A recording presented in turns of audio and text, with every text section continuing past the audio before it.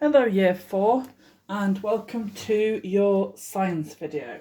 We are going to be using what you guys learnt about static electricity to carry out a few fun investigations, or I like to think of them as fun science magic tricks that you can do in your kitchen. So you can see here everything that you are going to need. So I've got some salt. You should be using pepper, but I didn't have any pepper, so I've got some paprika there. I've got a plate, a plastic spoon, and a plastic comb, and access to the sink, which is over there. Okay, so let's get going. So I would like you, first of all, to mix together some of the pepper and the salt in a little dish, about a teaspoon of each, and then we are going to put some of that. You can either do this straight on the work surface or you can do it onto a plate. Okay, so you can see that's all nicely mixed up. You can see the paprika, which is the brown bits. Okay, next bit you're going to need is your plastic spoon. Okay, and we are going to think about how we can separate out our pepper from our salt. So you have a sheet that Mr. Cunliffe and Mrs. Buckley have provided you, and I'd like you on your sheet to brainstorm how we could separate out that pepper from the salt. So press pause on the video until you're ready to move on, and I will be here when you get back.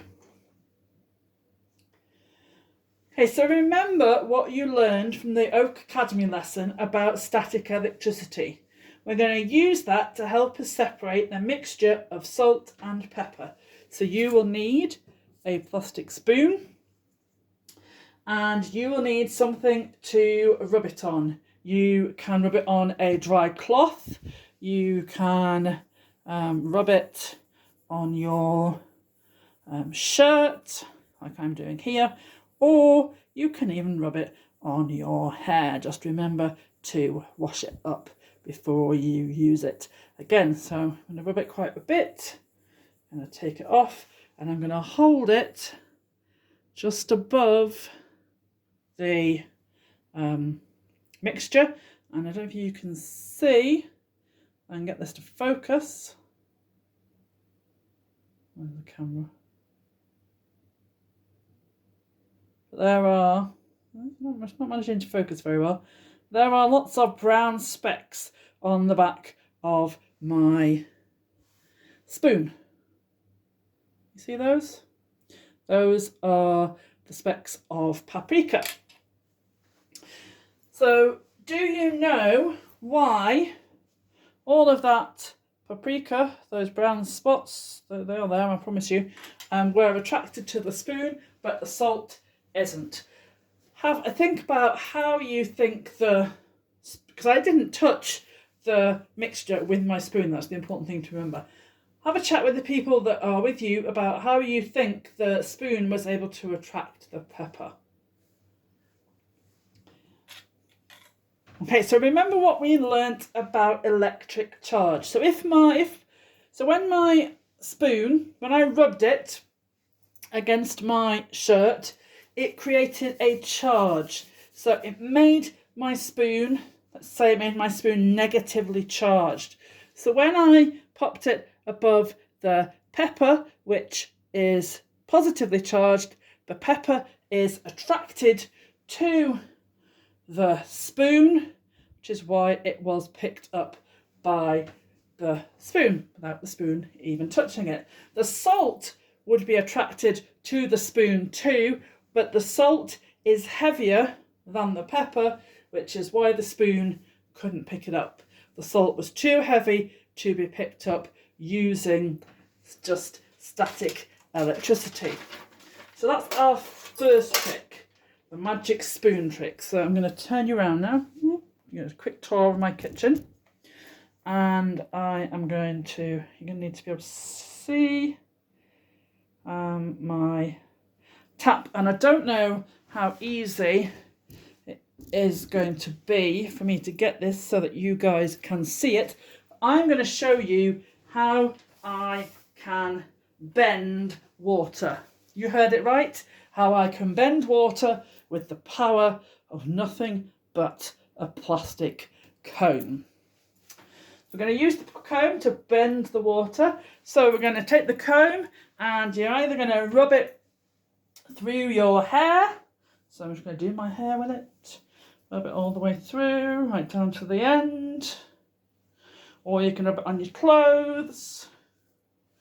And then I want to turn my tap on. Now you don't want lots of water, just a little bit of water. That much is fine.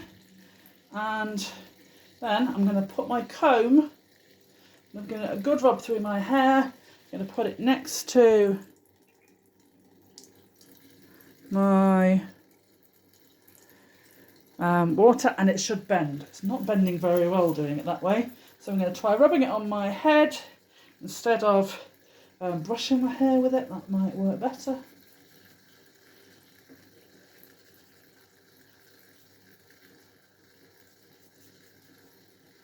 See if we can see it a bit better this time. There we go, it's bending at the bottom. You're able to hear the sound changing, even if you can't see the water bending. So you can bend water with the power of static electricity and a plastic comb. What's the science behind that? Well, everything in the world is made up of atoms, and atoms are made up of neutrons, which have no charge, protons, which have a positive charge, and electrons, which have a negative charge. And normally everything is balanced. But when I rub, where's it gone? Yep, when I rub the comb on my shirt or through my hair, then it causes some of those electrons to move, and my shirt ends up, let's say, positively charged, and my comb ends up negatively charged. Then when I put my comb next to the water, the charge of the static electricity, that charge attracts that stream of water, because water has a charge as well. Now, if you want to test out, if you want to turn this into a little bit more of an investigation, there are a couple of other different things you can try. So you saw that I didn't have much luck with bending the water when I ran the comb through my hair, but it worked better when I rubbed it on my head. So you could investigate rubbing your comb on lots of different types of materials and then bending the water and see which one bends the water the most. You might try investigating rubbing the comb on your head for different lengths of time and seeing if that affects how well the water bends. You can do those things with your pepper trick as well.